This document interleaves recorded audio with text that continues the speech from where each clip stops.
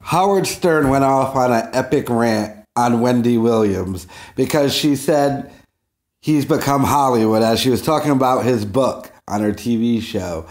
So he goes off on this epic rant and then he proves her right by wiping it all away. So, all right, let's go through this page 6 article. Howard Stern slams Wendy Williams, her mystery illness and husband. Now, I did listen to the entire rant, even though he has erased it from the replays, but him erasing it kind of proved her point. So, this article is by Francesca Baccardi. It's a war of the media personalities. Howard Stern dedicated a generous portion of his SiriusXM radio show on Wednesday to slamming Wendy Williams after she criticized his softer turn in his new book, Howard Stern Comes Again. Jealous bitch, you're a nobody to me, this 65-year-old shock jock said. You'll never be me. Wendy, you'll never be me. You can pretend to be me. You can pretend to be like me, but you're not. You don't have my wit and you don't have my talent. You can have the career. You're a fly. Now, he was doling out some pretty dope lines that I'm pretty sure Benji wrote. Like I said, E.T. with a wig. Said she looked like a frog. It was pretty funny. The spat started when Williams discussed Stern's forthcoming book. His first new book in 20 years on her, what the heck? I'm too black to read that word, Francesca Baccardi. Eponymous? Eponymous? Hip anonymous? All right, whatever that word is. Talk show earlier that morning. Howard is so Hollywood right now, and Howard, I love you.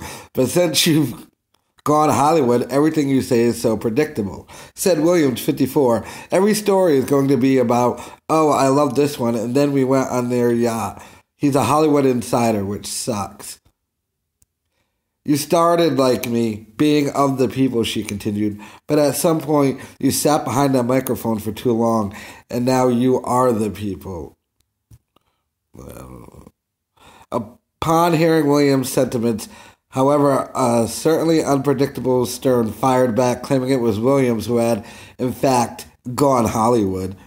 What evidence do you have that I'm Hollywood, honey? He said, I grew up a scumbag, and I'm still treated like a scumbag. What, because I found success?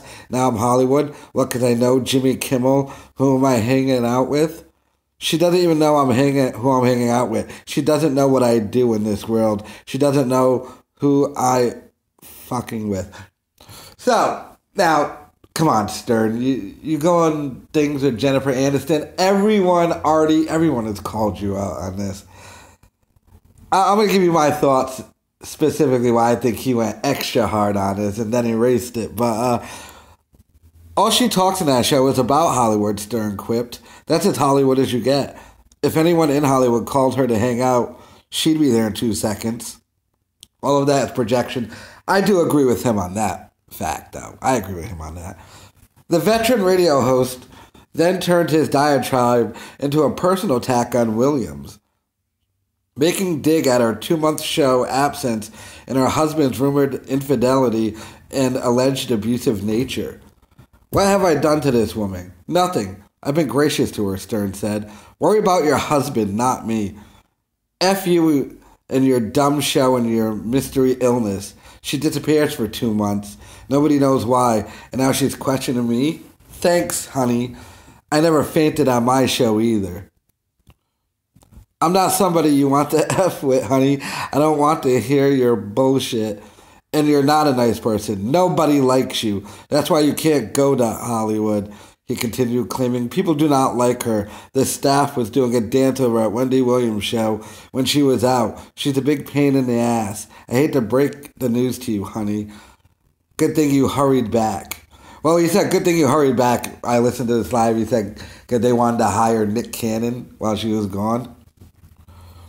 As Page 6 exclusively reported, Williams was nervous about losing her show while she was on hiatus to treat symptoms of a grave disease, per an insider. She's super scared and anxious, an insider told us. Watching fill-in host Nick Cannon being a huge hit with their audience is tough for her. They're already starting to mess with the format. It's like watching them screw around with her baby.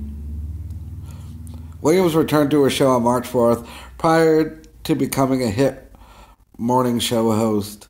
Williams had a long career in radio. A rep for Williams didn't immediately return our request for comment. All right, so let me get into this. Like I said, a very great rant. All the funny jokes written by Benji, you can tell. You can tell, but still hilarious. But the reason why I think he went off on that rant is I think Wendy Williams pretty much called it. So she started talking about his book. And first she said, I like Howard. Then she said, the problem is he's gone to Hollywood and this book isn't going to be that interesting. It's going to be like, oh, I hung out with this person and that person. And I think that set off Howard because that is what the book is going to be about.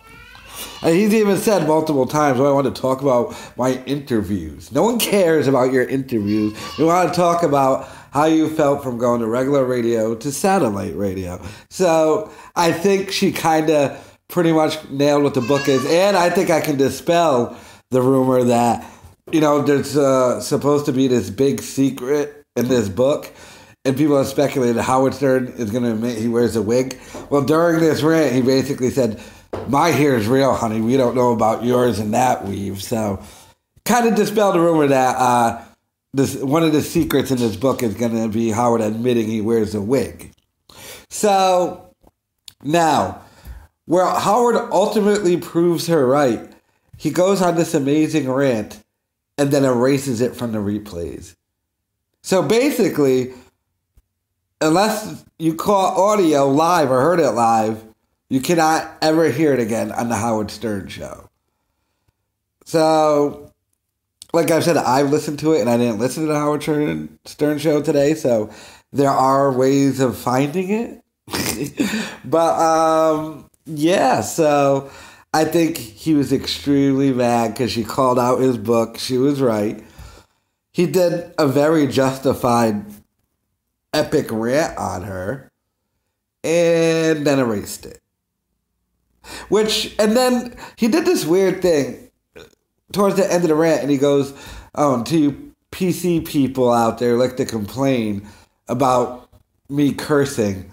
Well, you know, you have to understand, when I read this stuff live, I go off on, like, he was asking for forgiveness in a type of way to PC people who might complain about his language.